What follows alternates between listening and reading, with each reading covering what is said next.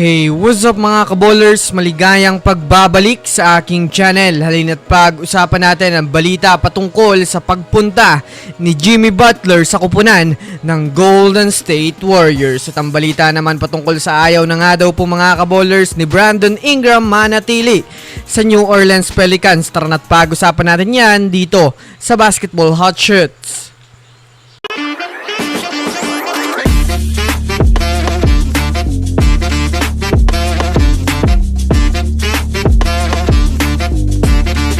Una nga muna tayong dumako mga kaballers sa balita patungkol sa ayaw na nga daw po mga kaballers ni Brandon Ingram sa New Orleans Pelicans.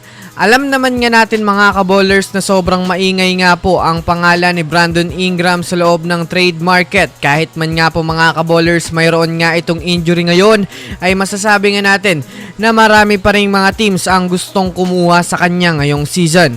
Sa katunayan, patapos na rin naman nga po mga kaballers ang kontrata ni Brandon Ingram sa Pelicans. Kaya sa pag-offer nga po mga kaballers ng Pelicans sa kanya ng contract extension, ay tinanggihan niya nga ito na tila ba'y gusto na niyang lumipat ng ibang kupunan. Alam naman nga natin sa ngayon mga kaballers na medyo alanganin ang kampanya ng Pelicans. Kaya malamang sa malamang may gusto na nga ito mga kaballers gawin si Brandon Ingram sa kanyang karera na masasabi nating makukuha niya nga ito mga kaballers kapag umalis siya sa kupunan ng Pelicans. Kung titignan nga natin mga kaballers ng mabuti, kung gugustuhin nga nito na manatili, ay siya rin na rin mismo mga kaballers ang magpapanatili sa kanyang sarili sa kupunan ng New Orleans Pelicans.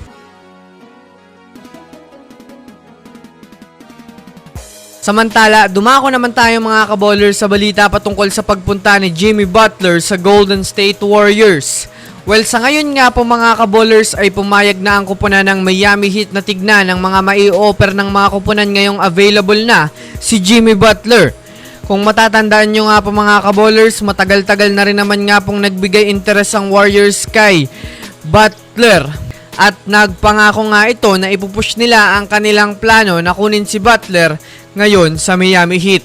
Kaya naman sa ngayon niyang nalalapit na nga po mga kaballers ang trade season, ay Warriors na nga ho ang pinakamalakas na kupunang kandidato sa pagkuha kay Jimmy Butler. Kung sakasakali man nga po mga kaballers na magustuhan ng Heat ang offer ng Warriors, ay talagang maaari na pong matuloy ang tandem ni Stephen Curry at Jimmy Butler sa iisang kupunan. Kung susumadahin nga natin mga kaballers, isa nga po itong si Butler sa mga matitinding superstar sa East na kayang bumuhat ng team at maaasahan sa pagtala ng malaking puntos na masasabi nating yan nga ho sa ngayon mga kaballers ang nawawala sa kupunan ng Warriors. Kaya labas mga Warriors fans, sang-ayon nga ba kayo sa magiging trade na ito? I-comment nyo na yan sa ibaba. So yun lamang mga kaballers, yan lang naman ang pag-uusapan natin ngayon. Pindutin na ang subscribe and hit nyo na rin ang notification bell para sa mga susunod na updates sa mundo ng basketball. Again, this is Basketball Hot Shots. Thanks for watching.